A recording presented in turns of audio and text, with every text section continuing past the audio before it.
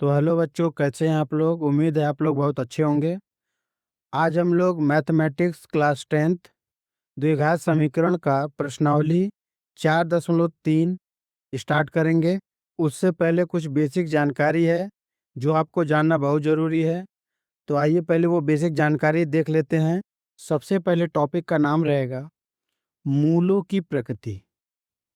मूलों की प्रकृति द्वि द्विघात समीकरण का व्यापक रूप जो होता है वो क्या होता है, A X square plus B X plus C बराबर 0, जहाँ पर सी किसी भी कीमत पर 0 नहीं होना चाहिए। मूलों की प्रकृति विविधकर या विवेचक से ज्ञात करते हैं। विविधकर को कैपिटल डी से प्रदर्शित करते हैं। तो यहाँ पर हमारा फार्मूला क्या होता है, विविधकर का फार्मूला जो एग्जाम में बहुत ज़रूरी है, आता ही आता है। कैपिटल डी बराबर होता है बी स्क्वायर माइनस के 4ac। उसके बाद हम लोग देखेंगे मूलों की प्रकृति के प्रकार। जो मूलों की प्रकृति रहेंगी वो किस प्रकार की रहेंगी, तो ये देखने से पहले हम लोग यहाँ पर देखेंगे। सबसे पहले जो मूल विविधकर होगा वो या तो धनात्मक होगा, या तो 0 होगा, या तो ऋणात्मक होगा। तो ये 3 कंडीशन होती हैं। चलिए इसको पढ़ते हम लोग।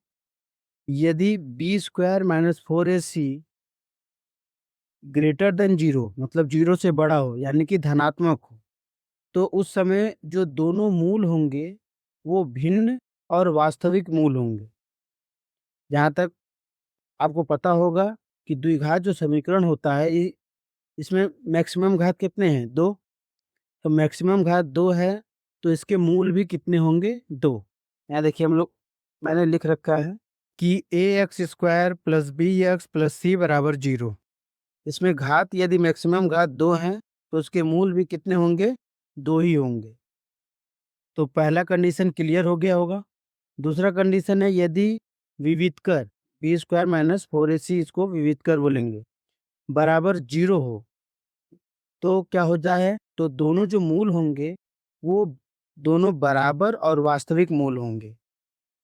तीसरा कंडीशन है बी स्क्वायर माइनस 4ac यदि ऋणात्मक में चला जाए, यानी लेस देन 0 हो जाए, तो उस समय जो दोनों मूल हमको मिलेंगे वो कोई भी वास्तविक मूल नहीं होगा।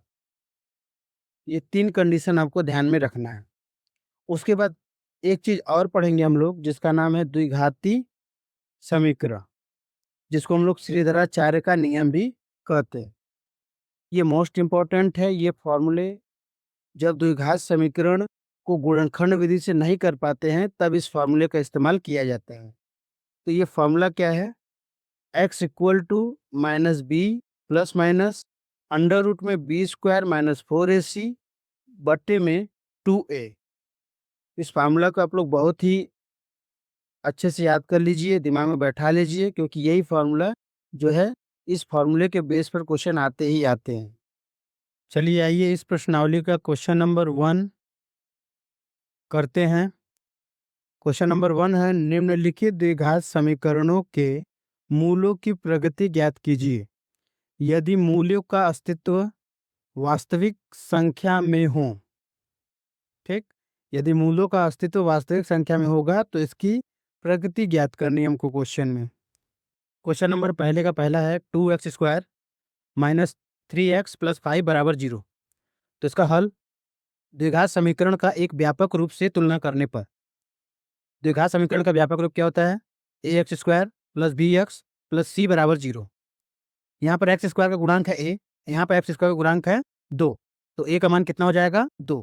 इस तरह से हम लोग तुलना करेंगे।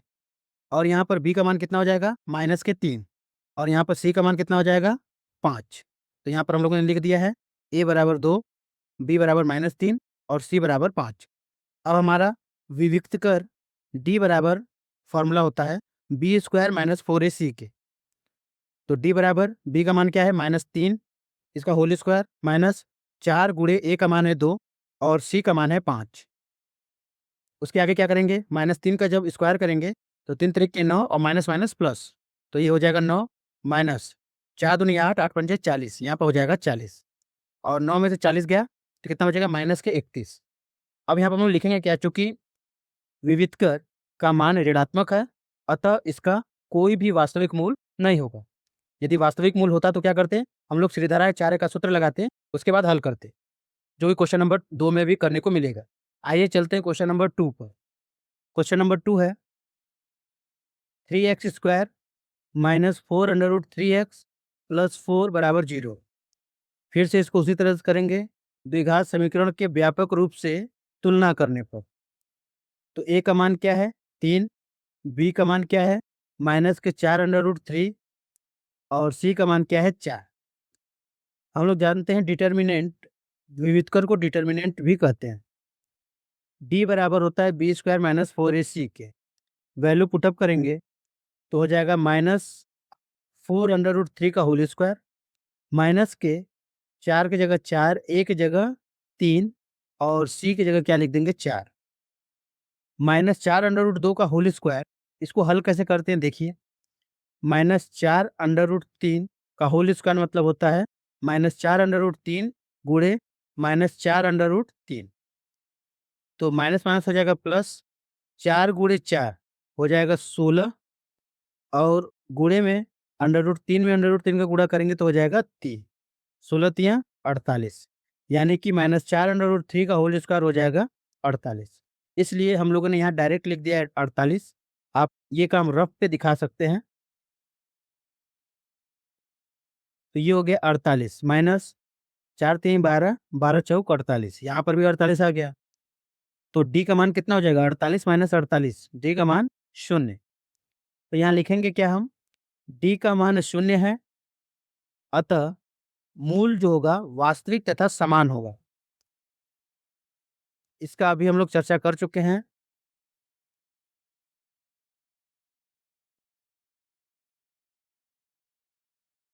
डी का मान 0 है, अतः मूल वास्तविक तथा समान होंगे।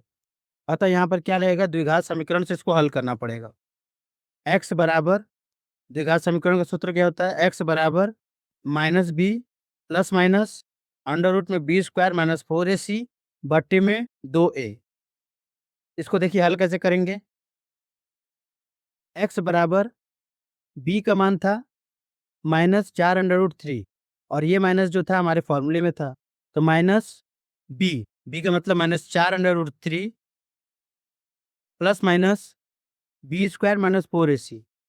बी स्क्वायर माइनस 4ac का मान कितना आया था ना, देखिए बी स्क्वायर माइनस 4ac को हल करने पर आया था 0।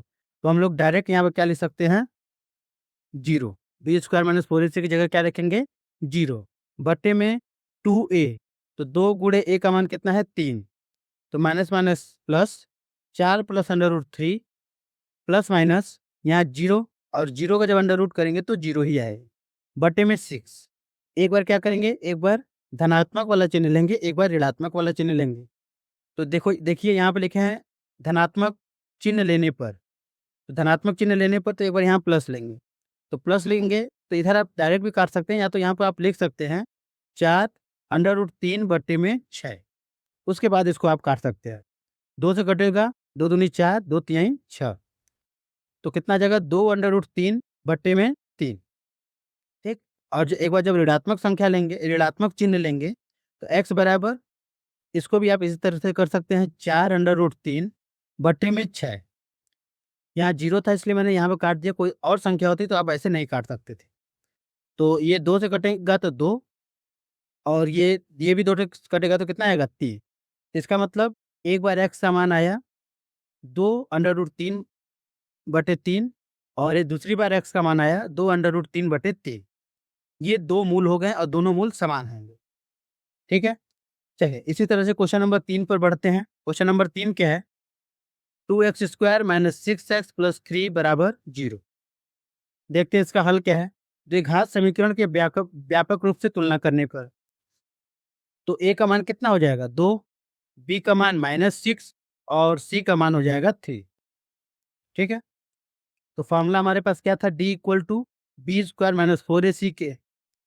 ठीक, अब यहाँ पर वैल्यू पुटअप जब करेंगे तो हो जाएगा -6 का स्क्वायर प्लस 4, a का मान था 2 और c का मान था 3, तो 2 गुणे 3 हो गया। 6 का जब स्क्वायर करेंगे, -6 का स्क्वायर करेंगे तो माइनस माइनस प्लस और 6 का जब स्क्वायर करेंगे तो 36 माइनस 4 दूनी 8, 8 त्रिक 24, यहाँ हो जाएगा माइनस के 24। तो डी का मान कितना हो जाएगा 12। डी का मान 12 यानी कि संख्या हमारी क्या आ गई, अब धनात्मक आ गई। तो लिखेंगे चूंकि डी का मान 12 है अर्थात क्या है, धनात्मक है, अतः मूल वास्तविक तथा भिन्न भिन्न होगा। तो उसको फिर से अब क्या करेंगे, श्रीधराचार्य के नियम से इसको हल करेंगे। तो यहाँ पे देखिए द्विघात सूत्र से x बराबर minus B plus minus under root में बी स्क्वायर माइनस 4ac बटे में 2a। ठीक, अब चलिए इसको देखते हैं कैसे होगा। x इक्वल टू जो b का मान था हमारा कितना था, माइनस के 6, तो माइनस माइनस के 6 plus minus B square minus 4ac। B square minus 4ac का मान कितना आया था अभी 12। तो यहाँ पर हम लोग डायरेक्ट अब क्या लिख देंगे 12 बटे में 2 इंटू ए का मान कितना था 2, तो 2 गुणे 2 लिख दिए हैं।